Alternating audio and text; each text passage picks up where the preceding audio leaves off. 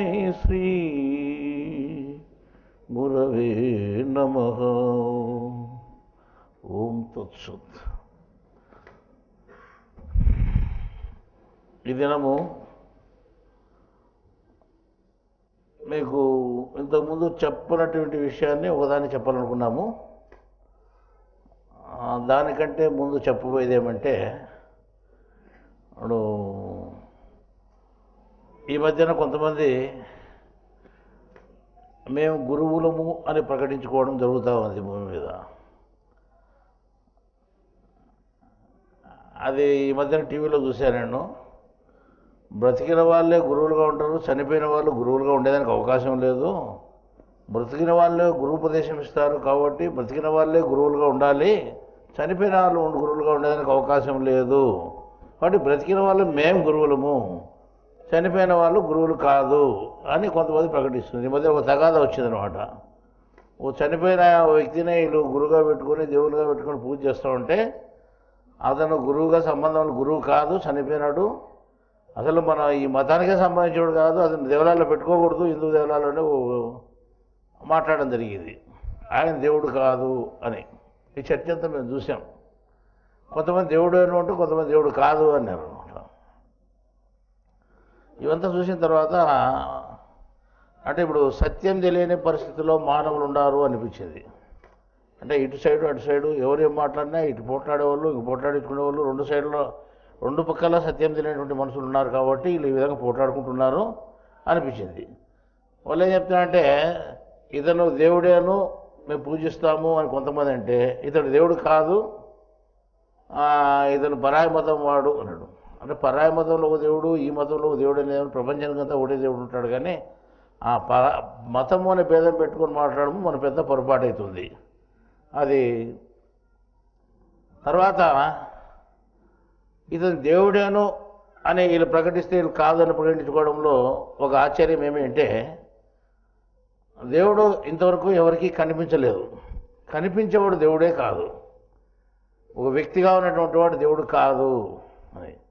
అది భగవద్గీత శాస్త్రంలోనే భగవద్గీతలోనే చెప్పబడింది. భగవద్గీతలోనే కాకుండా మనకు ఆధ్యాత్మిక గ్రంథాలైనటువంటి ఆధ్యాత్మిక మూల గ్రంథాలైనటువంటి ప్రతి మతంలోనూ ఒక గ్రంథం వచ్చింది. అది ఇస్లాం మతంలో ఖురాన్ కానీ, క్రైస్తవ మతంలో బైబిల్ కానీ, ఇంకా హిందువుల్లోకి వస్తే భగవద్గీత అని ఈ మూడు గ్రంథాల్లో కూడా ఇదే విషయాన్నే చెప్పబడింది. దేవుడు ఎక్కడ కనిపించడు అని. మరి కనిపించేవాడిని దేవుడు అనుకోవడం చాలా పెద్ద పొరపాటు.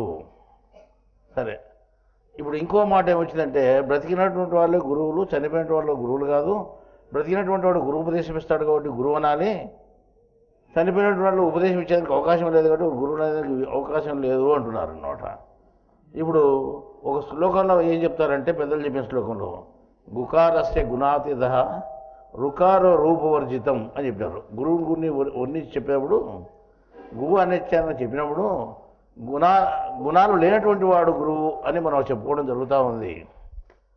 రు అని చెప్తే రూపవర్జితం అంటే రూపం లేనటువంటి వాడు అని చెప్పినాడు. అంటే గురువు అంటే గుణాలు కానీ రూపం కానీ లేనటువంటి వాడు గురువు అని ఆ శ్లోకంలో ఉండే అర్థం.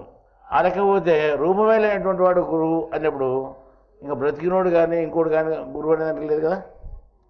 చచ్చిపోయినాడు కానీ ఇంకో రూపం ఉంటుంది, ఇంతకుముందు రూపం ఉండేది కదా. వాడిని ఇప్పుడు గురువు అనేదానికి లేదు, అప్పుడు గురువు అనేదానికి లేదు, ఎప్పుడు గురువు అనేదానికి లేదు.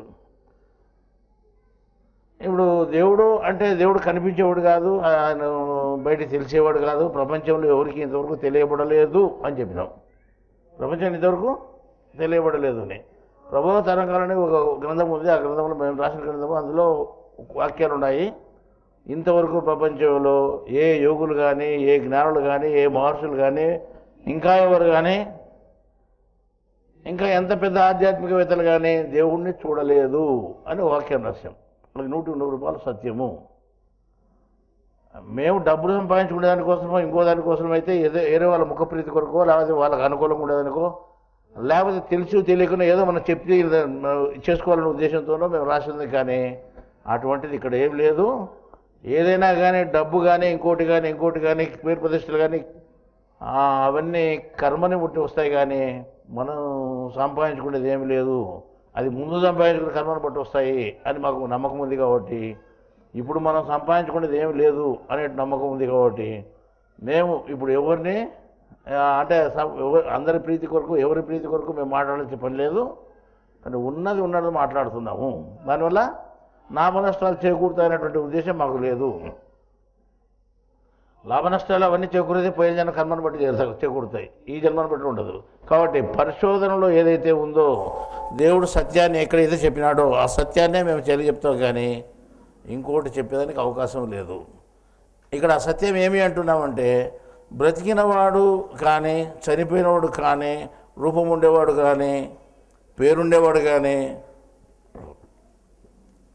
ఒక వ్యక్తి అయినటువంటి ఎవడు కానీ దేవుడు అని అనిపించుకోవడానికి అవకాశమే లేదు అని భగవద్గీత చెప్తా ఉంది, బైబిల్ చెప్తా ఉంది, ఖురాను చెప్తాను. 3 గ్రంథాలు చెప్తున్నాయి. ఈ భగవద్గీత వచ్చినప్పుడు ప్రపంచంలో మతం అనేది లేదు, హిందూ ధర్మం మాత్రమే ఒకటి ఉండేది. ఆ ధర్మాలు అణగారిపోతున్నాయి, అధర్మాలుగా మారిపోతున్నాయి అనే ఉద్దేశంతో కృష్ణుడు భగవంతునిగా వచ్చి జ్ఞానం చెప్పడం జరిగింది, ధర్మాలను ప్రతిష్ఠించడం జరిగింది.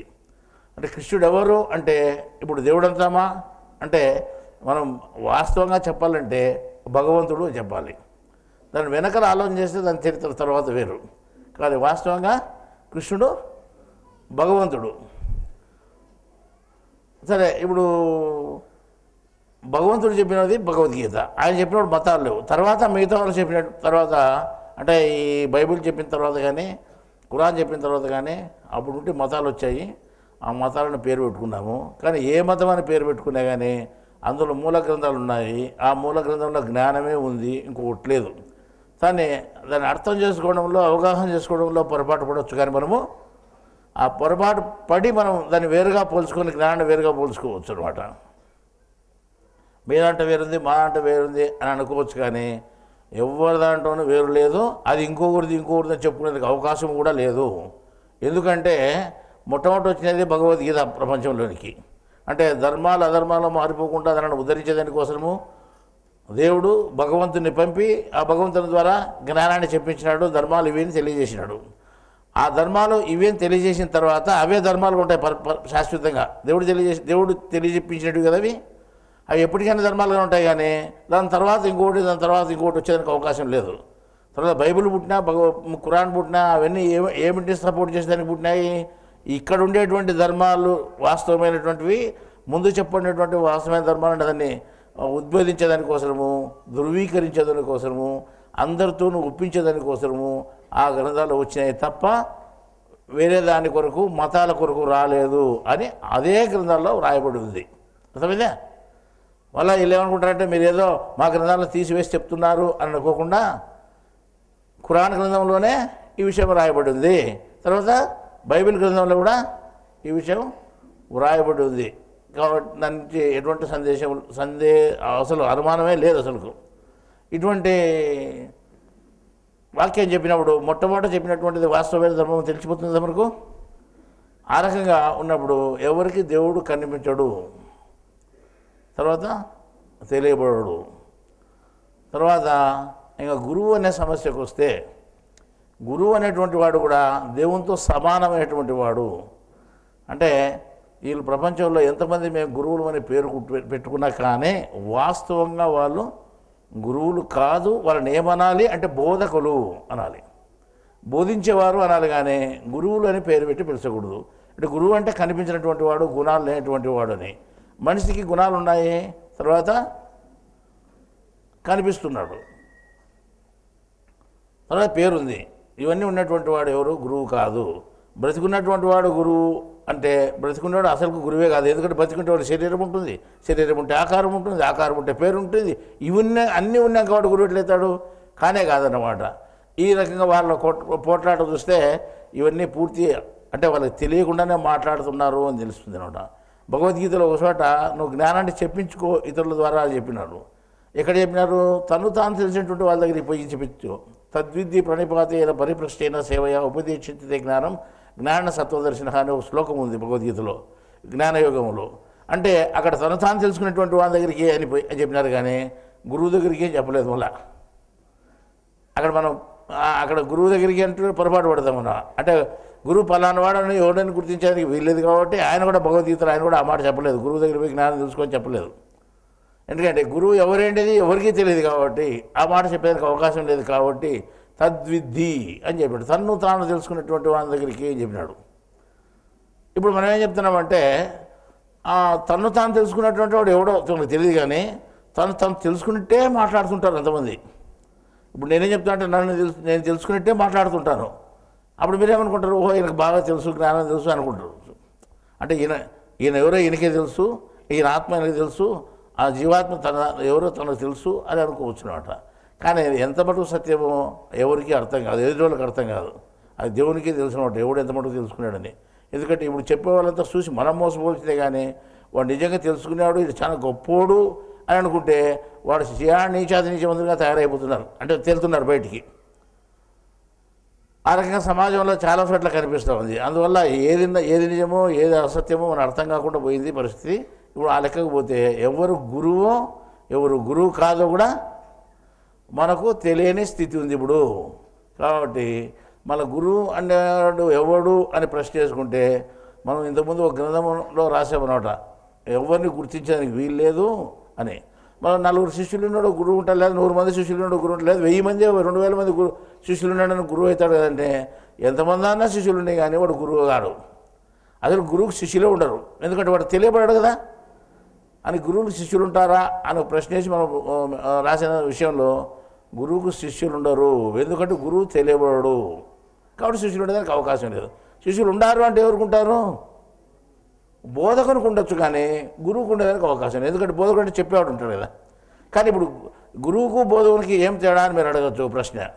అంటే ఇంతకుముందు మీకు కూడా తెలుసా విషయము, తెలిసిన దాన్ని చెప్పేవాడు బోధకుడు అవుతాడు, తెలియని దాన్ని చెప్పేవాడు గురువు అవుతాడు. తెలియదాన్ని ఎవడు చెప్తాడు, తెలియదని ఎవడు చెప్పలేడు కదా, కాబట్టి వాడు గురువుగా. తెలియదాన్ని ఎవడు చెప్పలేడు కాబట్టి అందులో గురువు అనేదానికి అవకాశం లేదు. ఇప్పుడు తెలియదని చెప్తే వాడు గురువు అవుతాడు, తెలియని దాన్ని ఎవడు చెప్తాడు, ఎవడు చెప్పాడు, తెలియదే అంటాడు కదా. ఇంకా చెప్పేది ఏముంటుంది, తెలిస్తేనే కదా చెప్పేది. తెలిస్తే అంటే ఏదో బుక్ చదివింటాము, లేదా ఏదో చోట వినింటాము, అవి విన్నదో చదివినదో చెప్పేవాడు బోధకుడు అవుతాడు. ఇప్పుడు రామకృష్ణ పరమహంస ఒక వాళ్ళ పీఠం ఉంది, ఆ వివేకానందుడు చెప్పినదో లేకపోతే రామకృష్ణ పరమహంస చెప్పినదో అవే బుక్కులో విషయాలు చెప్పేవాళ్ళు చాలామంది ఉన్నారు. ఆ మఠంలో వాళ్ళు ఉన్నారు, వాళ్ళ బోధలు చెప్పేవాళ్ళే, వేరే బోధలు చెప్పకూడదు, వాళ్ళ బోధలు చెప్తుంటారు. కాబట్టి వాళ్ళు ఏం చెప్తారు, ఉన్న బోధలనే చెప్తున్నారు. వివేకానందుడు చెప్పినదో రామకృష్ణ పరమహంస చెప్పిన అదన్నీ తిరిగి చెప్తున్నారు. కాబట్టి వాళ్ళు ఏమనాలి, బోధకులు అనాలి, అంతే కదా. ఇప్పుడు భగవద్గీత ఉంది, భగవద్గీత గ్రంథం అది. ఆ భగవద్గీత చదివి మనం ఏం చెప్తున్నామంటే దాంట్లో విషయం మనం చెప్పినామనుకోండి, ఒక శ్లోకం చెప్పి ఈ శ్లోకంలో ఇది అర్థం అది అర్థము, దాంట్లో ఈ అర్థం రాసింది, ఇలా దీనికి ఈ అర్థం అని చెప్పినామనుకోండి, అక్కడుండేదే మనం చదివి నేను చెప్తున్నా కానీ స్వయంగా నేను చెప్పినది కాదు కదా. అంటే ఎవరన్నా చెప్పినే వాడు ఏమవుతాడు, బోధకుడు అవుతాడు. అంటే భగవద్గీత చెప్పని, లేకపోతే రామకృష్ణ పరమహంస మన పీఠ సంబంధించిన బోధలు చెప్పని, లేకపోతే రామాయణం చెప్పని, అదే భారతం చెప్పని, భాగవతం చెప్పని, ఏం చెప్పినా కానీ ఇంతకుముందు ఉన్నదాన్ని ఆధారం చేసుకొని ఉన్నదాన్నే తిరిగి చెప్పినటువంటి వాడు ఏమవుతాడు, బోధించేవాడు అవుతాడు, బోధకుడు అంటారని. కానీ గురువు అనేదానికి అవకాశం లేదు. గురువు అంటే ఎటువంటి వాడు, ఎవ్వరు ఎక్కడా చెప్పని విషయాలను, ఎవరు ఎక్కడా చెప్పని విషయాలు, ఏ గ్రంథంలో లేని విషయాలను కొత్తగా సత్యం ఏదైతే ఉందో ఆ సత్యాన్ని మీకు బయట చూపించేవాడు, అంటే తెలియజెప్పేవాడు గురువు అవుతాడు. మళ్ళీ చెప్పింది ఏదో అసత్యం ఉండకూడదు, లేకపోతే ఊహతోనో లేకపోతే అంచనాతోనో చెప్పిండేది ఉండకూడదు, అది సత్యంగా ఉండాలన్నమాట. అటువంటి సత్యాలు చెప్పేటువంటి వాడే 100కి 100 రూపాయలు గురువు. అంటే అట్లా ఎక్కడ లేదని ఎవరు చెప్తారు, లేదు తెలియదు కదా, తెలియనప్పుడు చెప్పడానికి అవకాశం లేదు కదా. కాబట్టి మళ్ళా గురువు అనేదాన్ని కూడా అంటే గురువు అనేవాడు అంటే మనిషి అటువంటి విషయాలు చెప్పడు కాబట్టి మనిషిని గురువు అనేదానికి అవకాశం లేదు. ఇప్పుడు మనం ఎటు తిరిగి మనం లెక్కేసుకుంటే అంటే మేమే గురువులము, ఇంతకుముందు ఆయన గురువు కాదు అని కొంతమంది మైకుల ముందుకు వచ్చి ఆ టీవీలో ఛానల్లో పోట్లాడుతూ ఉంటే, మేము బ్రతికినటువంటి వాళ్ళ గురువులు అయితే చనిపోయినటువంటి వాళ్ళు గురువు అయితే రూల్ ప్రకారం అసలు గురువు కాదు, మేము గురువులము అని ఎవరంటే, ఇంకేమంటే ఆ మతస్థుడు దేవుడు అయ్యేదానికి లేదు, ఈ మతంలో ఉండేవాడినే దేవుడు అని అంటున్నారు. మతాలకు మన మనసులకు అసలు దీనికి చట్టం అనేది లేనే లేదు. ఇట్లా మాట్లాడుకుంటున్నారు అనమాట. ఎట్లా మాట్లాడినా వీళ్ళ తప్పు అని తెలిసిపోతుంది. అంటే ఇప్పక ఈయన గురువే, ఈయన దేవుడే అని మేము మొక్కుతున్నాము, ఈయన గురువే అని మేము మొక్కుతున్నాము అనేవాళ్ళు వీళ్ళు తప్పే. ఆయన గురువు కాదు, మేమే గురువులు అవుతాం, బతికిన వాళ్ళమే గురువులు అవుతాం, చనిపోయిన వాళ్ళు గురువులు కాదని వీళ్ళు ఖండించే వాళ్ళు కూడా, వాళ్ళతో పోట్లాడే వాళ్ళు కూడా, వాళ్ళు కూడా తప్పే. అంటే ఇప్పుడు ఎందుకు తప్ప అంటే సత్యం ఏమి అంటే మనిషి ఎవరు గురువు కాదు. అంటే పేరున్నటువంటి వాడు కానీ రూపం ఉన్నటువంటి వాడు కానీ ఎవరు గురువు అయ్యేదానికి అవకాశం లేదు. వాడు చనిపోయినా బతికినా కానీ. ఇంకా ఏమంటే దేవుడు అంతకు అయ్యేదానికి అవకాశం లేదు. దేవుడు ప్రపంచంలో ఇంతవరకు ఎవరికి కనిపించలేదు.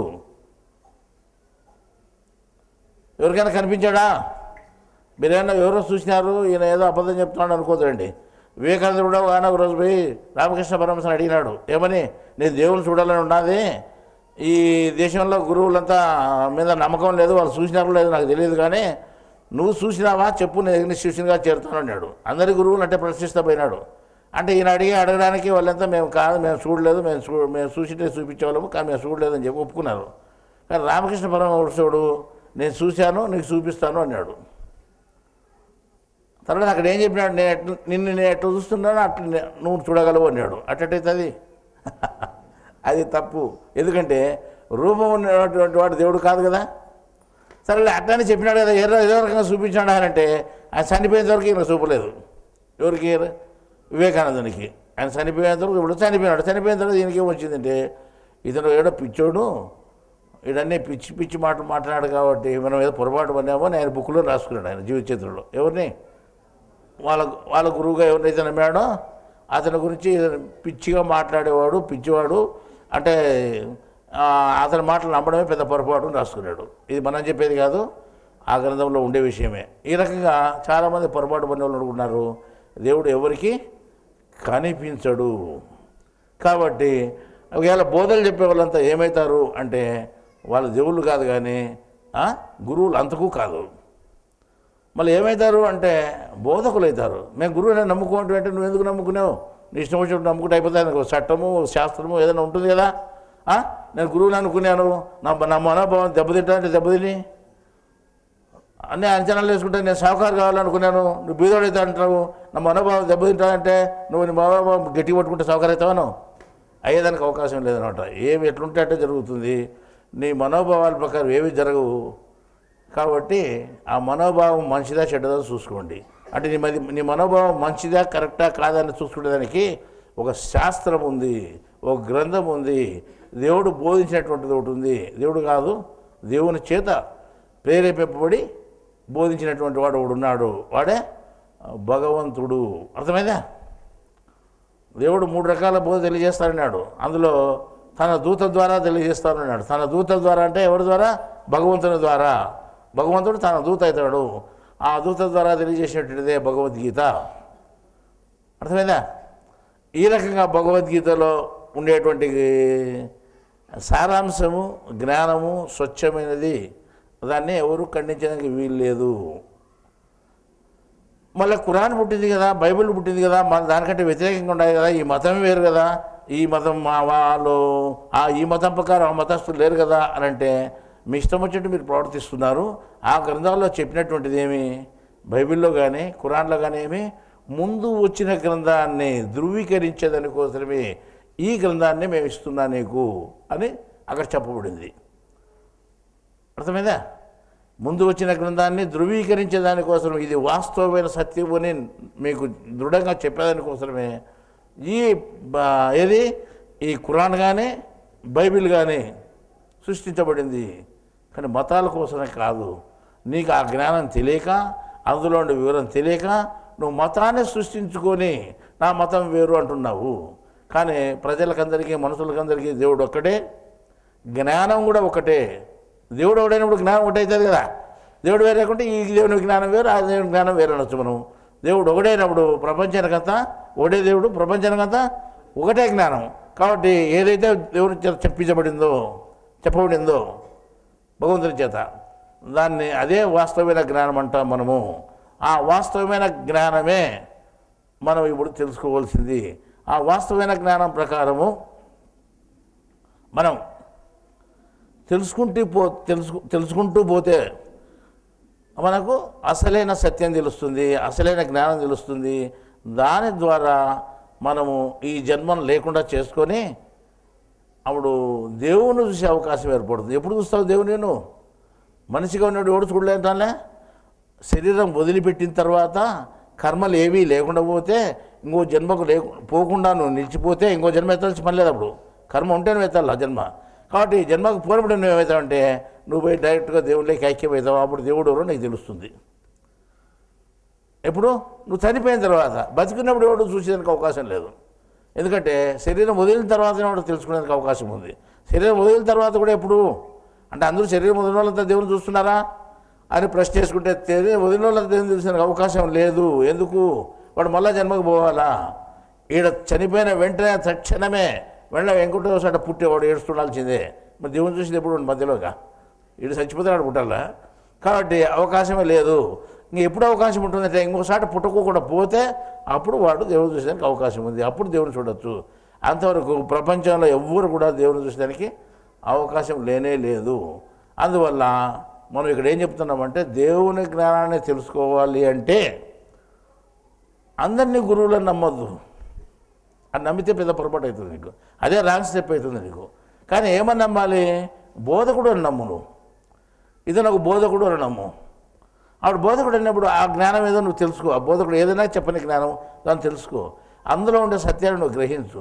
అది నీకు పనికి వస్తే ముందుకు పో. లేకపోతే ఇంకోసారి నువ్వు తెలుసుకుంటూ పరిశోధన చేసుకుంటూ పో. అంతటితోనే నాకు సార్లే ఈ జన్మకు ఏదో దాన్ని పట్టుకున్నా నేను ఈ పట్టుకునేది నాకు సార్లే ఇంతటితో అనుకుంటే ఏం ప్రయోజనం లేదు. నేను దాటేకపోతున్నాను, ఈ జ్ఞానం బాగుంది, మీరు దాటేకపోతున్నారు, ఈ జ్ఞానం బాగలేదు అని కొంతమంది అనుకుంటున్నారు. బ్రహ్మకుమార సమాజంలో వేరే వాళ్ళు ఏమంటున్నారంటే ముక్కు మీద ధ్యాస శ్వాస మీద ధ్యాస అవుతుంది కదా. ఆ దాని మీద పోయిన వాళ్ళు ఏమంటారంటే అది బాగలేదు, ఇది బాగుంది, మేము దాంట్లో ఉండి ఇంటికి వచ్చినాము అని అంటున్నారు అనమాట. అంటే శ్వాస మీద ధ్యాస వాళ్ళు. వీళ్ళు ఏమంటున్నారేమంటే ఏదో ఒకటి ఉంది కదా చాలు, ఒకటి చాలు జీవితానికి అని అనుకుంటున్నారు. అంటే ఏదో నామకావస్థ ఒకటి ఉంటే చాలు అనుకుంటే ఎట్లా? నువ్వు ముందుకు పోయేదానికే నువ్వు దాన్ని ఆశ్రయించిండేది. ఏదో మనిషి అయినాక అందరితో పాటు నాకు ఒకటి ఉంటే చాలు అనుకునేవా?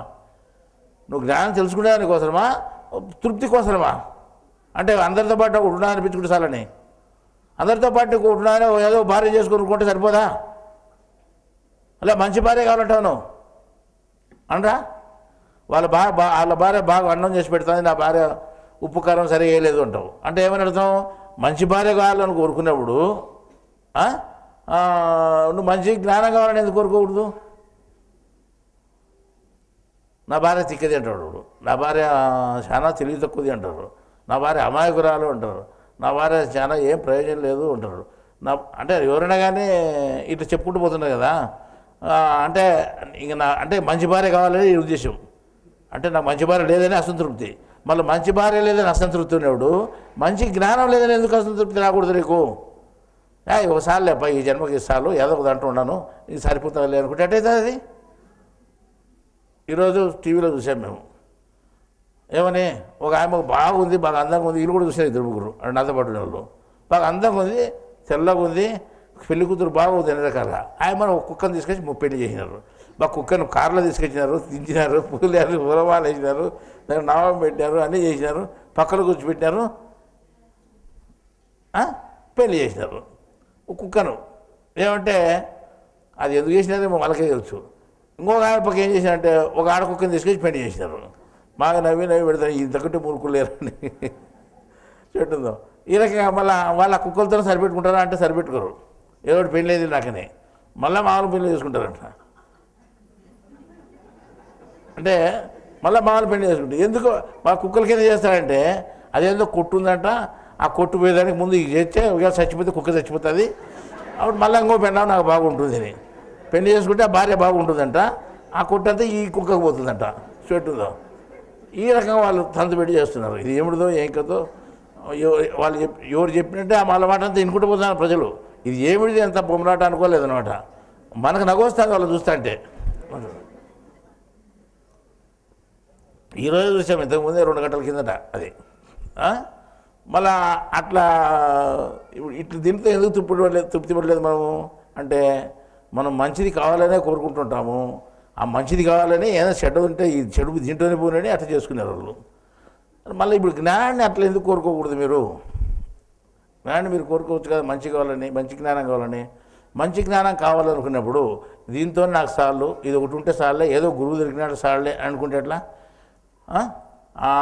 నాకు జ్ఞానం దొరకలేదు, నాకు మంచి జ్ఞానం కావాలని నువ్వు ఇంకో పరిశోధన చేసి వెతికి మంచి జ్ఞానాన్ని ఆశ్రయించవచ్చు కదా.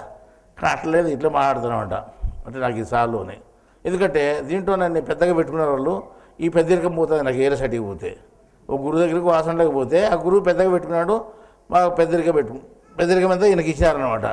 ఆ గొప్పతనం అంతా పోతుంది, వేరే దాంట్లోకి పోతే ఎవరు లెక్క చేయరు కదా. నాకు ఇదే సార్లే అనుకుంటున్నాడు.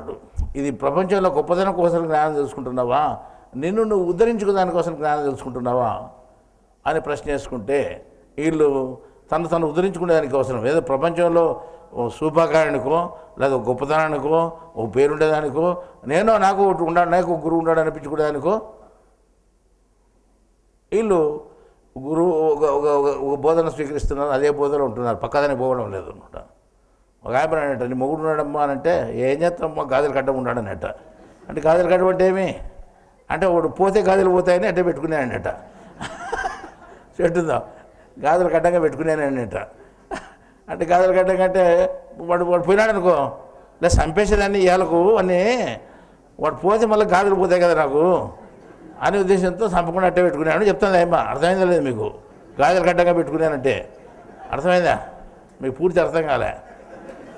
గాజులు కట్టంగా పెట్టుకున్నా అంటే ఏమని అర్థం? చచ్చిపోతే గాజులు పోతాయని గుడ్డ పెట్టుకోలేదు, ఎప్పుడూ చంపేసాడు నేను అని.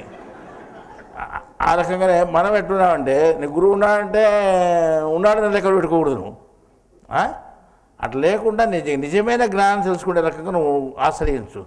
అంటే బోధకుని దగ్గరికి ఆశ్రయించిన గురువుని ఎవరు ఆశ్రయించలేరు, గురువు నీకు దొరకడు. నువ్వు బోధకుని ఆశ్రయించినా కానీ వాస్తవమైన జ్ఞానము, నీకు దగ్గరగా ఉండే జ్ఞానం ఏదైతే ఉందో దాన్ని నీకు లభించేదని నువ్వు పో. అట్లా కాకుండా ఏదో ఒకటి నాకు దొరికింది చాలనుకుంటే ఏం ప్రయోజనం లేదన్నమాట. దానివల్ల నువ్వేం చేస్తావంటే నువ్వు బోధకుడిని నువ్వు ఆశ్రయించినా కానీ గొప్ప బోధకుడిని ఆశ్రయించు. బోధకుడు దొరికినాడు అనుకో, అప్పుడు ఏం చేస్తావు?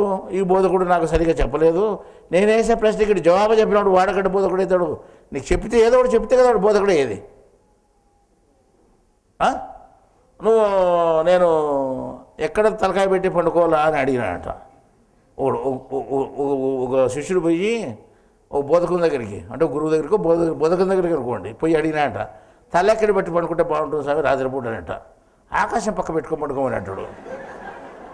ఏమన్నా ఆకాశం పెట్టి పడుకునేది అవుతుందా అంటే వాడు ఏదో ఒకటి చెప్పాలని చెప్పినాడు.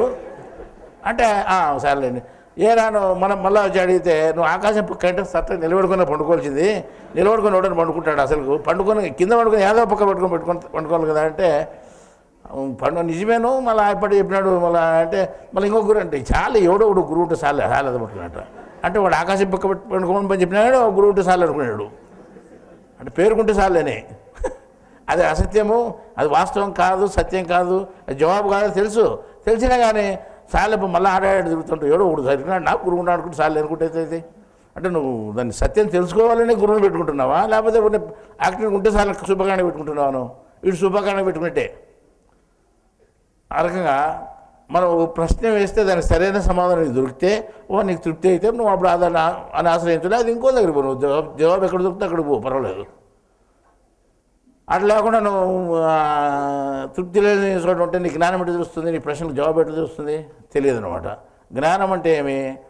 ఏ ప్రశ్నకైనా ఎక్కడైతే జవాబు ఉంటుందో అదే జ్ఞానము అని చెప్పినాం మనం. జ్ఞానం అంటే ఒక నిర్వచనం చెప్పినాము. ప్రతి దానికి సమాధానంగా ఉండేదే జ్ఞానం. ప్రశ్న రాకూడదు. ఇంకా తెలిసిన తర్వాత ప్రశ్న వచ్చిందనుకోండి అది జ్ఞానం కాదు. అనుమానం వచ్చిందనుకోండి అది జ్ఞానం కాదు. కాబట్టి ఒక తూరి జవాబు దొరికితే సంపూర్ణమైన జవాబు ఉండాలా, అది నిజమైన జ్ఞానము. అటువంటి జ్ఞానాన్ని అందించడానికి మేము ఏంటంటే ప్రశ్న మీద ప్రశ్న వేస్తూ పోతుంటాం మనం. అసలు చివరికి జవాబు మిగలకుండా ప్రశ్న వచ్చేంత వరకు మేము ప్రశ్న వేసి దాని జవాబు అందిస్తుంటాం. సరే, ఇప్పుడు మేమేం చెప్తున్నాం అంటే, సరే మంచి గురువు దగ్గర పోండి అంటే ఇప్పుడు ఏమడవచ్చు మీరు? మంచి గురువు అంటే మంచి బోధకుడి దగ్గర పోమని చెప్తే మళ్ళీ మంచి బోధకుడు ఎవరు లేరు అంటాము. నువ్వు ఎవరు లేరనే కదా నువ్వు చెప్తాడేది, అంతే కదా? మంచి గురువు ఎవరు లేరని చెప్తాడావు, నేనే మంచి గురువు అని చెప్తాడావు, నిన్ను ఆశ్రయించాలా అని అడగచ్చు మీరు. ఇప్పుడు నేను మంచి బోధకుడు అని మీకటి తెలుసు అంటే నేను మంచి జవాబు ఇస్తానని మీరు అంటున్నారు కదా. అంటే జవాబు ఇస్తానని నేను చెప్తాను, మీకు జవాబు లేదు మీరు చూసుకోండి. నేను అడిగి చెప్తాను, నేను చెప్పేది అన్నిటికీ జవాబే చెప్తాను. నేనే అందరూ అట్టే చెప్తున్నారు. నేను చెప్పడం అందరట్లుగా చెప్తాను, అది నేను అన్నీ కరెక్ట్గా చెప్తున్నాను అని నేను చెప్పిన వాళ్ళు చెప్తారు. కానీ నువ్వు చూసుకో ఇది కరెక్టా కాదా, చెప్పిన ప్రశ్నకి సరైన జవాబా కాదని మీరు చూసుకోవాలి. అది ఎవరి బాధ్యత? అది చూసుకునే వాళ్ళు, తెలుసుకునే వాళ్ళు మీరు తెలుసుకోవాలా. మేము చెప్పేది ఏమైంది, మేము కావాల్సి చెప్తుంటాము. కాబట్టి మీరు చూసుకోవాల్సిన బాధ్యత మీది.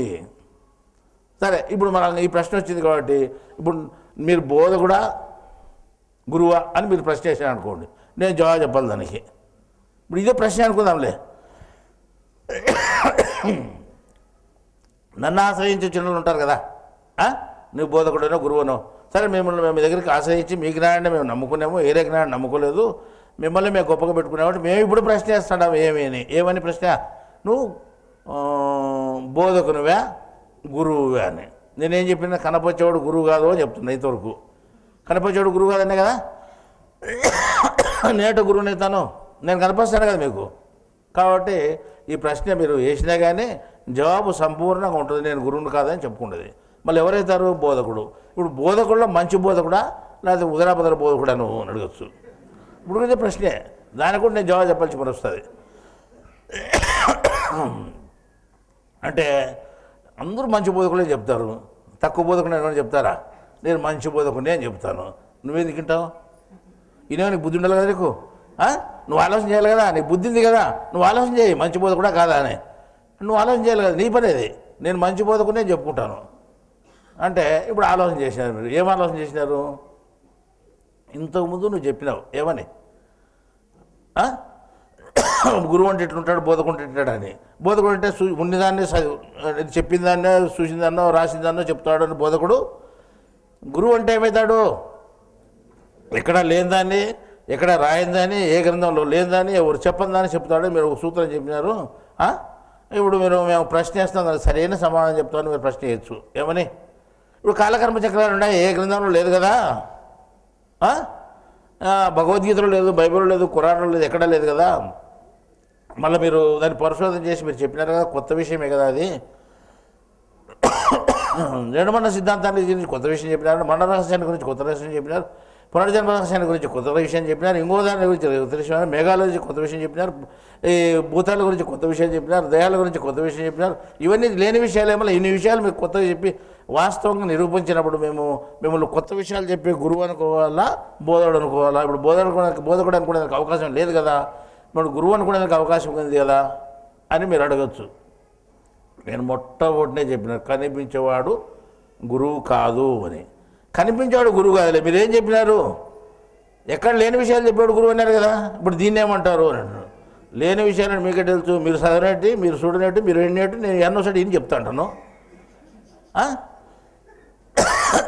మీరేంటి చెప్తారు నేను చూడలేదని? అంటే నేను ఎక్కడ వినలేదని మీరు చెప్తారా? నేను వింటేనే చెప్తాను, వినకపోతే నేను చెప్తాను. కాబట్టి మీరు మోసపోతున్నారు. ఎట్లా మోసపోతున్నారు? ఎక్కడ లేవు కదా. మేము చాలా గ్రంథాలు చూసినాము, చాలామంది గురువులు కలిసినాము, ఈ చక్రాల గురించి ఎవరు చెప్పలేదు, ఎవరు రాయలేదు, మళ్ళీ మేము ఎట్లా మోసపోయినాము? మీరైనా ఎక్కడ విన్నారు, ఏ బుక్లో ఉంది మీరైనా చెప్పండి అని అడగచ్చు. అంటే బుక్కుల్లో లేదు కానీ వేరే వాళ్ళు చెప్తే విన్నామనొచ్చు. ఎవరు చెప్పినారు అని అడగచ్చు. ఎవరు చెప్తేనే కదా నేను చెప్పేది, లేదా నేటే చెప్తాను. అంటే ఎక్కడ ఎవరు చెప్పింది మేము, మాకు ఎవరు చెప్పదు, నీకు ఊరికి ఎవరు చెప్పినారు, ఎట్లా చెప్పినారు, ఏడ చెప్పినారంటే ఎవరే వాడు చెప్పింటే నేను చెప్తున్నాను కాబట్టి బోధ అవుతుంది. నేను బోధకుని అవుతాను, వేరే వారి బోధ ఇన్ని చెప్పినప్పుడు నేను బోధకుని అవుతాను. కాబట్టి నేను ఎన్ని కొత్త విషయాలు చెప్పినా నీకు కనిపిస్తున్నాను కాబట్టి నేను బోధకునే, గురువుని అయ్యేదానికి అవకాశం లేదు. అంటే గురువుని అయ్యేదానికి మీరు అవకాశం ఉంది కదా, కొత్త విషయాలు చెప్పినారు కదా అని అడిగితే, ఈ కొత్త విషయాలన్నీ నాకు ఇంకొకటి చెప్తే నేను మీకు చెప్పాను, నాకు ఇంకొకరు చెప్తే నేను మీకు చెప్పాను. ఎవరు చెప్పినారు? నా పక్కన ఉండేవాడు చెప్పాడు, నీ పక్కన ఉండేవాడు నా పొరుగువాడు. మాకు చెప్పలేదంటే మీకేంటి చెప్తాడు? నేను లంచం ఇచ్చో అదో ఏదో సేవ చేస్తూ ఏదో ఒకటి మంచి అనిపించుకుని నేను చెప్పించుకున్నా, మీరు మంచి అనిపించుకో. వాడు లేనంటే మీరు వాడిని లేనంటే మీకేది చెప్తాడు? ఉన్నాడని నన్ను బిడ్డను అనుకున్నా మీరు చెప్పండి, బాబు అది దెబ్బల మీద చేపెట్టుకొని చెప్పండి. మీరు వాడు ఉన్నాడు మీరు అనుకున్నారా? మీరు నేను చెప్తే కూడా నమ్మలేదు, నేను చెప్తే కూడా నమ్మలే. రోజే అని ఊకొడతారు, మళ్ళీ పోయి మనమేలే అనుకుంటారు సార్, మనమేలే అనుకుంటాడా మీరు? మేమే ఉండేది ఇంకోటి ఉన్నాడని, ఇంకోటి లేడని అనుకుంటాడు మీరు. నేనేం చెప్తున్నాడు? ఉన్నాడు, నా దగ్గర ఉన్నాడు, నా పక్కలో ఉన్నాడు, నేను అతన్ని అడిగితే అతను నాకు చెప్పాడు, అతను చెప్పినా నేను చెప్తాను. ఎంత పెద్ద రహస్యం, నిజం రహస్యమే. ఏ బుక్కులో రాయలేదు, ఎవరు చెప్పలేదు. మళ్ళీ ఈ రహస్యం ఎట్లా తెలుసు అంటే, రహస్యం అనేది ఇప్పుడు ఎవరెవరు చెప్తారో తెలిసేది నాకు చెప్పినారు. ఎవరు చెప్పినారు అంటే అదే నా పక్కన ఉన్నాడు చెప్పినాడు. ఏమి చెప్పినాడు? మీకు తెలియని విషయాలన్నీ నాకు చెప్పినాడు. కాబట్టి మేము మీకు చెప్పగలుగుతున్నాం. అప్పుడు ఏరే వాళ్ళు చెప్పిన విషయాన్ని విని చెప్పితే ఏమవుతుంది? నేను బోధకున్నే అవుతాను. నాలో ఉండే ఆత్మ నాకు చెప్తే ఆ పబ్లిక్ చెప్తాను. నాలో ఎవరు చెప్పినారంటే నాలో ఉండే ఆత్మ నాకు చెప్తే మేము మీకు చెప్పినా అంటే ఇప్పుడు అందరిలోనే ఆత్మ ఉందని చెప్తున్నారు కదా మీరు అంటే ఉండాలని చెప్తున్నాను. మళ్ళీ మాకు చెప్పలేదంటే మీరు ఉండాలని అడిగితే కదా చెప్పేది. అసలు మీరు ఎప్పుడైనా అడిగినారా? ఉండాలని అనుకున్నారా? వాడు ఉన్నాడు అనుకున్నాడా? ఏమనుకోలేదు. మీరు చెప్తే ఏమో ఉండాలంట అనుకుంటున్నారు. రోజుసేపు ఉండొచ్చు, అంతలేదు ఎందుకు చెప్తాను అనుకుంటారు. మళ్ళీ బయటికి పోతేనే నేనే అనుకుంటారు. మనం సంపాదించుకుంటే మనం చేసుకుంటే మనం సంపాదించుకుంటే ఎవడు పెడతారా మనకు అంటారు. ఇంతకుముందు ఒక ఆయన గ్రహం చెప్పిపోయా బయటికి పోయి చెప్తే ఆయన బాగా చెప్తాడు. అందరూ పొగుడుతాను ఆయన జ్ఞానం బాగా చెప్తాడని. ఆయన ఏంటంటే లోపలేమో ఉన్నాడు చెప్పేదే. మళ్ళీ అటు పోయి అంత ఇంత మనకు పని లేదు, ఎవడు లేడు, మనమే ఏదో మనం ఉపాయం చేసి సంపాదించుకోవాలని. నా ఇంట్లో భార్య వాళ్ళలేదు, నా ఇంట్లో నా బిడ్డ వాళ్ళలేదు, నువ్వు అటు ఇటు డబ్బులు సంపాదించుకొని మొదలుపెట్టాడు. అంటే ఇంకోటి ఉన్నాడు అనుకోలే, వాడు ఏం చేసినా వాడు చేస్తాడు అనుకోలేదు, కర్మ ఉంటుంది అనుకోలేదు అని సొంతం మళ్ళీ ప్రయత్నాలు చేశాను. అంటే ఇది చెప్పేది ఒకటి చేసేది ఒకటి అర్థమైపోయింది. ఈ లెక్క ప్రకారం పోతే మీకు నమ్మకం లేదు, నాకు ఏముంది నమ్మకం కాదు. నా నమ్మకం ఉంటే వాళ్ళ ఉమ్ము కూడా కావచ్చు. అది నమ్మకం కాదు, ప్రత్యక్షంగా నాకు తెలుసు.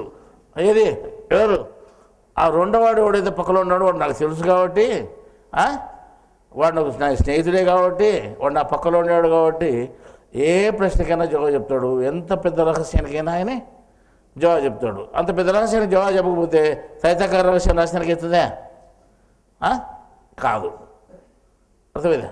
ఇప్పుడు ఇన్ని పెద్ద పెద్ద రహస్యాలు చెప్పాలంటే అవుతుందా? ఇది కూడా కాదు. ఇప్పుడు మేము బోధకుడా గురువు అంటే నేను గురువునిగా తప్పించుకోవడానికి వీలవుతుందా? అట్లా కూడా కాదు. ఏది కాదన్నమాట. ఎందుకు కాదు అంటే ఇప్పుడు మనకు అన్ని విషయాలు యోచన చేసే శక్తి మనకు లేదు, అన్నీ తెలుసుకునే శక్తి లేదు, మనకు తెలియదు.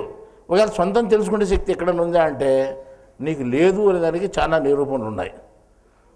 చిన్న వయసులో నువ్వు పుట్టినప్పుడు ఏమవుతాయంటే ఒక సినిమా పోతే సినిమా స్టోరీ అంతా నీకు జ్ఞాపకం ఉంటుంది, బాగా జ్ఞాపకం తెచ్చుకోండి. మీరు చిన్న వయసులో మీరు సినిమా చూసినారనుకోండి, సినిమా బాగా జ్ఞాపకం ఉంటుంది. చిన్న వయసులో వ్యక్తులంతా మీరు జ్ఞాపకం ఉంటారు. ఇప్పుడు పెద్ద వయసు వచ్చిందనుకోండి, 60 ఏళ్ళు వచ్చిందనుకోండి, ఒక 60 ఏళ్ళ పైన వయసు వచ్చిందనుకోండి, నా వయసులోకి వచ్చినకే ఇప్పుడు ఆ విషయాలు కానీ పాతగా మతికుండదు. కానీ ఇప్పుడు కొత్త విషయాలు, నీకు డబ్బు 10,000 రూపాయలు ఇస్తే ఒక గంట కింద ఆడబెట్టినా నాకే మతికుండదు. ఎందుకు? ఈ జ్ఞాపక శక్తి పోయింది. అది కూడా ఎవరు జ్ఞాపకం వాళ్ళ పక్కన ఉండేవాడు ఇస్తేనే శక్తి వచ్చేది, లేదు రాదనమాట. చాలా విషయాలు మర్చిపోతుంటాము. మనం 3 రోజులు వస్తువు ఇచ్చినా ఎత్తిపెట్టుకుంటాము. ఎందుకు ఇచ్చినారు నాకు అసలు నాకు జ్ఞాపకం ఉండదు, నేను అంటాడు పెట్టి మరి చూడు లేకపోతే తిప్పబడతాను, నాకు జ్ఞాపకం రాలే, ఆడబెట్టినానో ఏమో అనుకుంటుంటాం. నిన్న పెట్టినదే ఇప్పుడు బతికలేకపోతే ఇంత పెద్ద లోపల ఇవన్నీ బతుకుంటాయి ఎప్పుడు ఎటుంటాయి? ఉండవు. కాబట్టి నీకు మతికి లేవు, నీకు తెలుసుకునేందుకు అవకాశం లేదు. అది దేవుడు ఏం చేస్తాడంటే మనిషి వయసు పెరిగే కొద్దీ జ్ఞాపకశక్తి తగ్గిస్తాడు. మీరు ఆటోమేటిక్ జ్ఞాపకశక్తి కోల్పోతుంటారు. మీరు ఇప్పుడు వయసు పెరిగిన వాళ్ళు మీకు తెలుసు, ఇంతకుముందు జ్ఞాపకశక్తి ఎట్టుండేది పెట్టుండేది మీకు తెలుసు. ఇప్పుడు జ్ఞాపకాలన్నీ మర్చిపోతుంటారు, మతిమరుపు ఎక్కువైపోయి ఉంటుంది. ఈ మతిమరుపు ఎందుకు వస్తూ ఉంది అంటే ఈ దేవుడు నీకు అదే పనికి చూపిస్తున్నాడు అనమాట.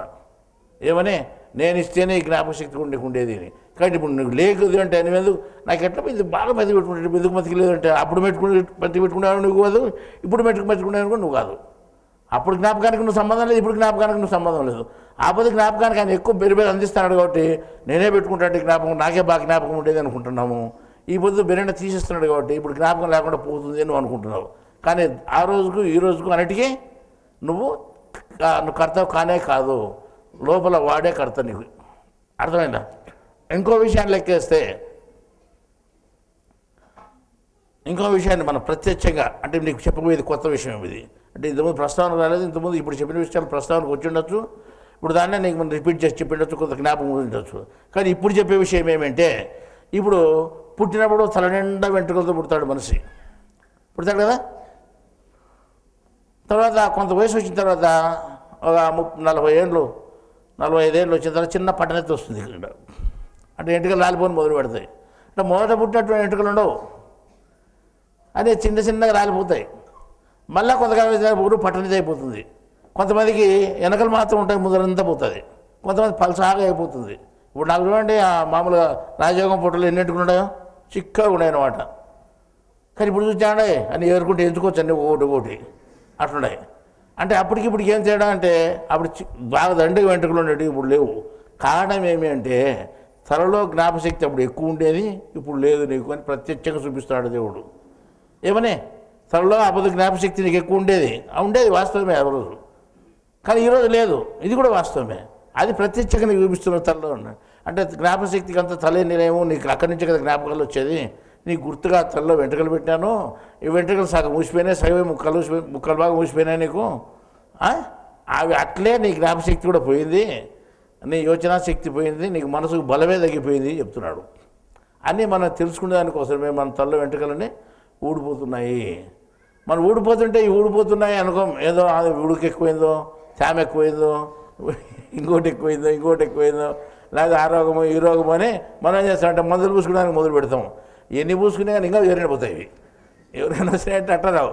ఇవాళ వస్తే పీస్ వచ్చి అవి కూడా పోతాయి, పీస్ కూడా లేకుండా పోతుంది. దానికి పట్టణిది అయిపోతుంది పూర్తి. ఈ రకంగా ఏంటంటే దేవుడు మనకు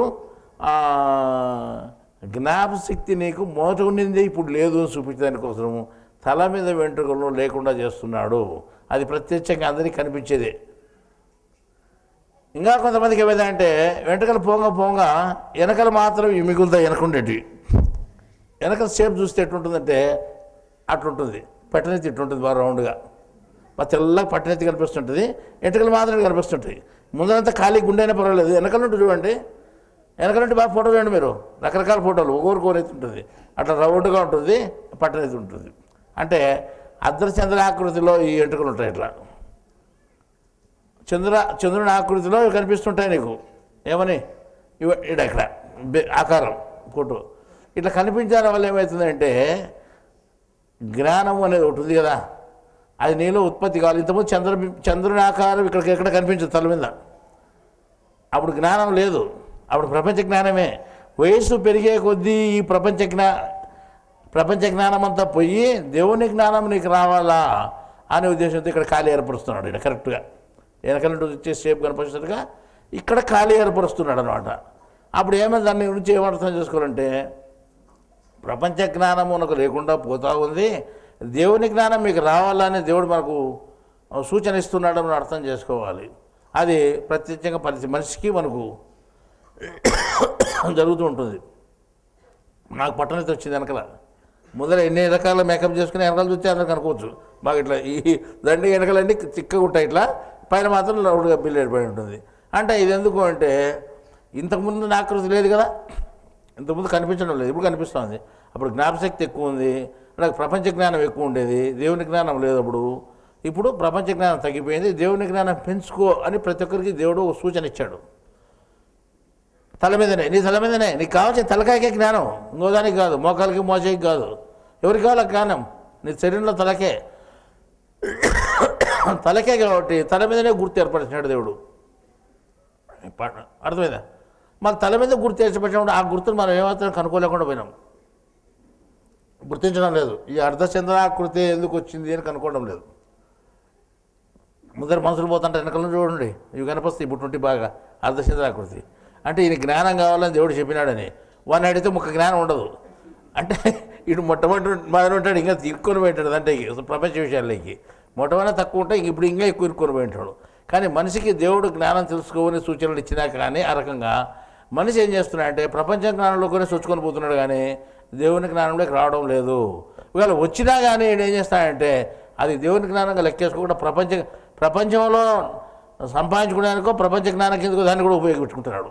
ప్రపంచ జ్ఞానం అంటే ప్రపంచం డబ్బుల కోసమే దీన్ని ఉపయోగించుకుంటాడు కాబట్టి అది ప్రపంచ జ్ఞానం అవుతుంది నీకు, లేకపోతే ఇంకోటేం కాదు. ఈ రకంగా మనిషి ఏం చేస్తున్నాడంటే తనకు దేవుడు జ్ఞానం తెలుసుకోమని వయసు వచ్చిన తర్వాత ఒక సూచన ఇచ్చినా కానీ ఆ జ్ఞానం తెలుసుకునేటువంటి పరిస్థితిలో లేడు. ఎందుకు లేడు అంటే ఒక వ్యక్తి అంటే ఏమయ్యా నీకు పట్టణైతే వచ్చింది వెనక పక్కన ఇట్లా వచ్చే వెనకాలన్నీ వెనకనే బాగా చిక్కగా ఉండే ఎంటర్ కిందంతా, కానీ ఇక్కడ మాత్రం రౌండ్ ఏర్పడింది. అక్కడ చూస్తే వెనకాల చంద్రబింబాకార కృతి నాకు అనిపిస్తూ ఉంది. చంద్రుడు అంటే జ్ఞానానికి చిహ్నం కదా, మళ్ళీ నువ్వు జ్ఞానం తెలుసుకోవాలని దేవుడు ఏమైనా సూచించినాడు ఎటో నీకు, నువ్వు ఎంతమంది జ్ఞానం తెలుసుకున్నావు అని అడిగితే, నేను చేసే ఉద్యోగం ఎక్కడా, నువ్వు చెప్పే జ్ఞానం ఎక్కడా, పొద్దున్న లేచానంటే మాకు ఆలోచన చేసేది ఆ వర్క్ ఈ వర్క్ ఇంకో వర్క్ పైన వర్క్ కింద వర్క్ పక్కల వర్క్ చుట్టుపక్కల వర్కే ఉంటుందంతా మాకు, ఇంకా నేనెప్పుడు జ్ఞానం తెలుసుకుంటేది అంటాడు. అర్థమైందా? అంటే ఇప్పుడు చిన్నపిల్లప్పుడు అంత వర్క్ ఉండదు, పెద్ద అయినాక వర్క్ ఎక్కువయ్యేది. అర్థమైందా? అంటే ఇది కూడా మన ఆలోచన చేస్తే కర్మరీత్యానే వర్క్ కూడా, ఆ పని కూడా కర్మరీత్యానే ఉంది. అప్పుడు వాడు ఏం చేస్తాడు ఇంకా అని మనం అనుకోవచ్చు. కానీ నీ శ్రద్ధ ఉంటే, దేవుడే చెప్పినాడు అక్కడ, శ్రద్ధ లేకపోతే నీకు అదే దాంట్లోనే పెడతాడండి. ఏమిట్లో? ప్రపంచ విషయంలో శ్రద్ధ ఉంటే నీకు జ్ఞానాన్ని అందిస్తాడన్నాడు. శ్రద్ధ లేకపోతే అందిస్తానని చెప్పినాడు ఎక్కడన్నా? లేదు. శ్రద్ధ ఉంటే నీకు అందిస్తాను అని చెప్పినాడు. కాబట్టి నువ్వు శ్రద్ధ పెంచుకోలేదు, ప్రపంచ పనుల్లో దేవుడు ఇరికించినాడు నిన్ను బాగా. చాలా పనులు ఇరికించడంలో నిజమే, పెద్ద బాధ్యత గల పనుల్లో ఇరికించినాడు. అందరికంటే పెద్ద ఉద్యోగం ఇచ్చిపించండి, పెద్ద ఉద్యోగం ఇచ్చిన పెద్ద పని ఉంటుంది నీకు. కాబట్టి నీకు ఎక్కువ దాంట్లోనే ప్రపంచ విషయాలు ఇరుక్కొని పోవాల్సి పని వచ్చింది.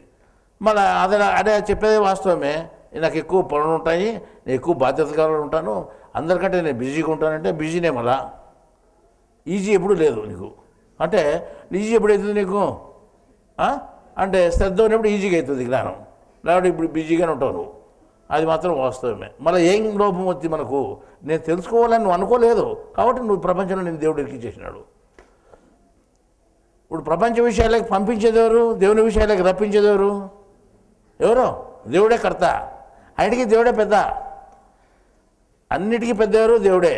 నేను ఈ ప్రపంచంలో ఇరికించిన దేవుడే, దేవుని జ్ఞానానికి రప్పించిన దేవుడే. ఎందుకు చేస్తున్నాడు మళ్ళా నువ్వు నన్ను దేవుని జ్ఞానానికి రప్పించి నిన్ను ప్రపంచ జ్ఞానం ఎందుకు ఇస్తున్నా అంటే, నాకు శ్రద్ధ ఉంది, నీకు లేదు. శ్రద్ధను బట్టి నీకు కలిగిస్తాడు.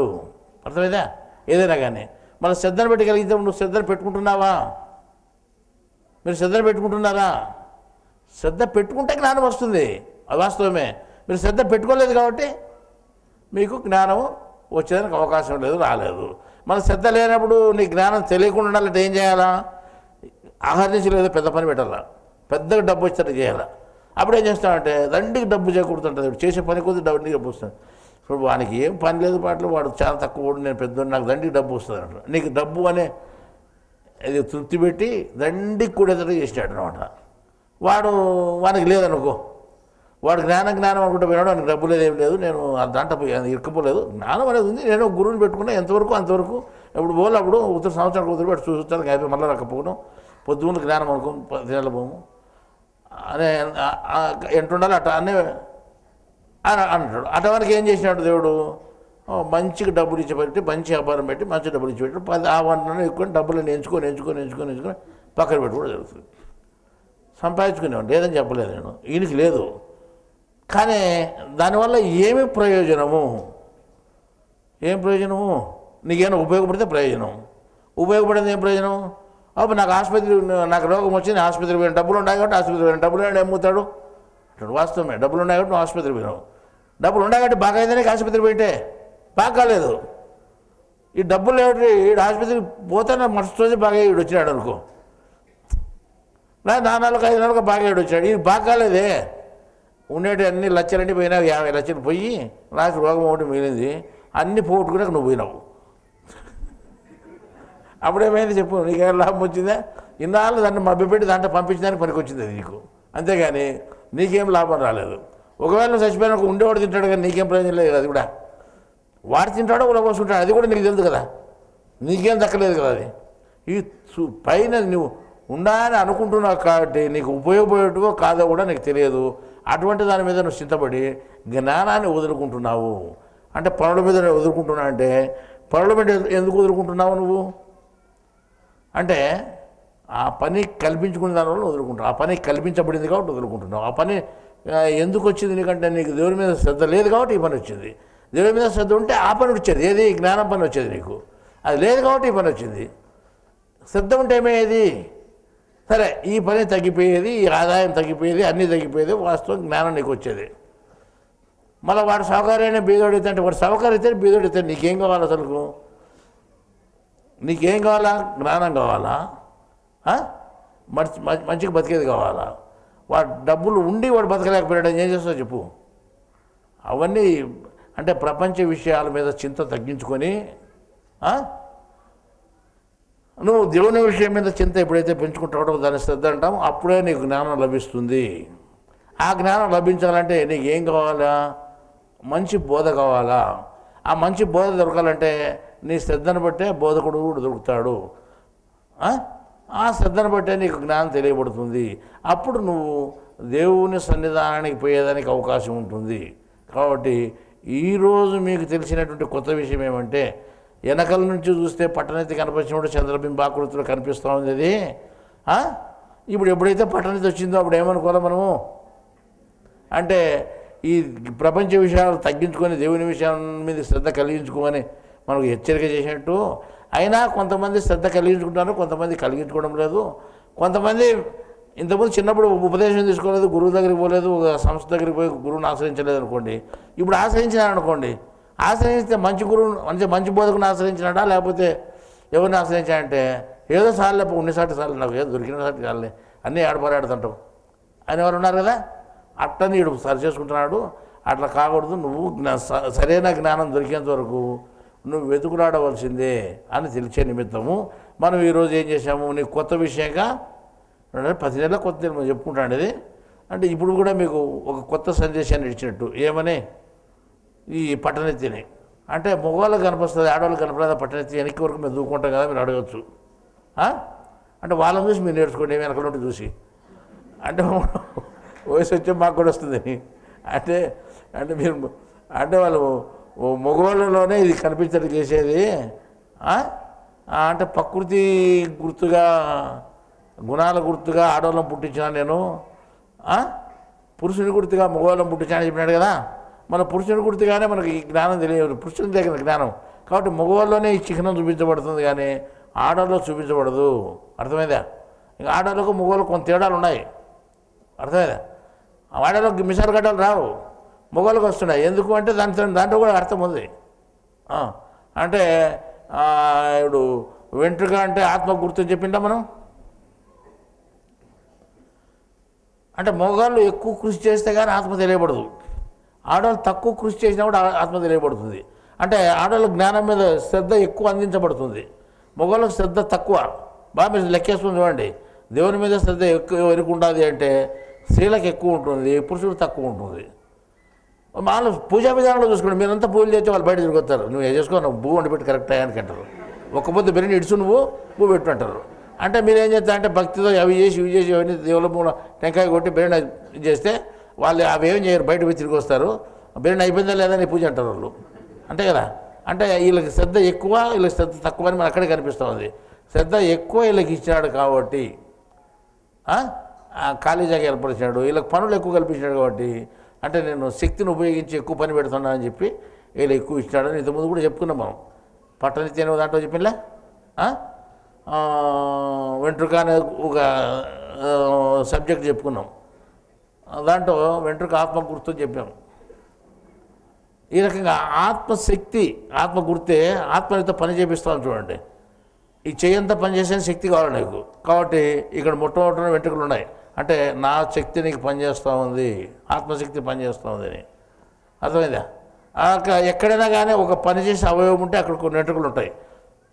ఇక ఈ నోరు పనిచేస్తుంది, ఇక్కడ ఉంటుంది. ఇక్కడ వాళ్ళు ఈ కన్ను పనిచేస్తుంటుంది, ఇక్కడ వెంట్రుకలు ఉంటాయి. ఇక్కడ తలకాయ బాగా ఎప్పటికి పనిచేస్తుంది, ఇక్కడ వెంట్రుకలు ఉంటాయి. ఎక్కడైతే ఆత్మ ఎక్కువ పని చేస్తుంటుందో, ఆత్మశక్తి ఉంటుంది, అక్కడ వెంట్రుకలు ఉంటాయి. ఆత్మ వెంట్రుక గుర్తుని ఇంతకుముందు కూడా మన జ్ఞానం చెప్పుకున్నాము. ఆ జ్ఞానం ప్రకారం పోతే ఇవన్నీ లెక్కించుకుంటూ వస్తే ఆత్మ అనేది మన జ్ఞానం తెలియజేసుకోమని మన శరీరంలో కూడా తెలియజేస్తుంది. అంటే దేవుడు అని చెప్పకూడదని ఆత్మనే చెప్పాలి మనము. ఈ ఆత్మ అనేది మన శరీరంలో చాలా పనులు చేస్తూ ఉంది, అది ఎవరికీ తెలియదు.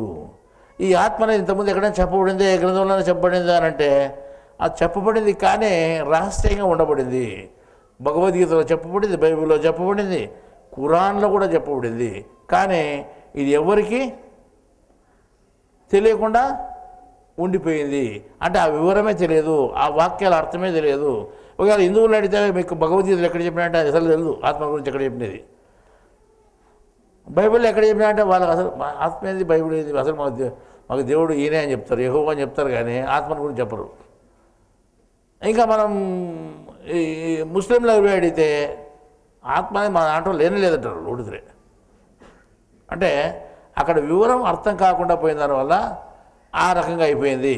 అక్కడ నీకు అంటే నిన్ను కాపలా కాయవాడు లేకుండా నువ్వు ఎక్కడా పుట్టలేదు, నీకు తోడు లేకుండా నువ్వు ఎక్కడా పుట్టలేదు, నీకు నిన్ను చూసే అంటే నేను కాచుకొని ఉండేవాడు లేకుండా నువ్వు ఎక్కడా పుట్టలేదు, నువ్వు తోడు లేకుండా ఎక్కడా పుట్టలేదు, నీ వెంట కనిపెట్టేవాడు లేకుండా నువ్వు ఎక్కడా పుట్టలేదు, నేను నడిపించేవాడు లేకుండా నువ్వు ఎక్కడా పుట్టలేదు అని అనేక చోట్ల ఖురాన్లో రాయబడింది. బహుశా 26 సూరాలు అనుకుంటా ఇదే విషయం రాయబడింది. ఆయత నంబర్ నాకు జ్ఞాపకం లేదు కానీ ఈ విషయం రాయబడింది. అంటే నీ వెంట దూత లేకుండా నువ్వు పుట్టలేదు, నీ వెంట దూత లేకుండా అంటే ఎవరు, నీ వెంట దూత నీ అలో ఉండే ఆత్మ లేకుండా నువ్వు పుట్టలేదు అని చెప్పినారు పబ్లిక్గా. మళ్ళీ ఇక్కడ భగవద్గీతలో ఉండేది, బైబిల్ ఉండేది, ఖురాన్లో ఉండేది తెలిసిపోయింది కదా. కానీ ఈ లెక్క ప్రకారం పోతే మనం అన్నిటికీ గ్రహించుకుంటూ పోతే అన్ని గ్రంథాల్లోనూ జ్ఞానం ఉంది, భగవద్గీతలో కూడా జ్ఞానం ఉంది. భగవద్గీత తెలియకుండా పోతే నువ్వు క్రైస్తవుడుగా ముస్లింగా కానీ వాస్తవంగా ఆ మతంలో నువ్వు అనుకునే కానీ ఆ మతస్థుని కానే కాదు నువ్వు. ఈ విషయాలు తెలుసుకున్నాకనే ఆ మతస్థుని అవుతావు నువ్వు అని చెప్పినారు. తౌరాత్ గ్రంథం విషయం తెలియకుండా పోతే నువ్వు ఏ ధర్మంలో లేనట్లే, అంటే భగవద్గీత విషయం తెలియకుండా పోతే నువ్వు ఏ మతంలో లేనట్లే అని చెప్పినారు దాంట్లో ఖురాన్లో చోట. ఆ లెక్క ప్రకారం పోతే మనం భగవద్గీత గురించి ఆలోచన చేస్తే ఆత్మ అనే విషయం అక్కడ చెప్పబడింది. ఆత్మ అనే విషయాన్ని మనం ఇక్కడ చెప్పుకోవాలి. ఆత్మ అనేవాడే మనకు అన్నీ బోధిస్తున్నాడు కాబట్టి ఆ బోధనే నేను చెప్తున్నాను కాబట్టి నేను బోధకుణ్ణి కాని గురువుని కాను అని మరొక మారు మీకు జ్ఞాపకం చేసి ఈ సమావేశాన్ని ఇంతటితో ముగిస్తున్నాము.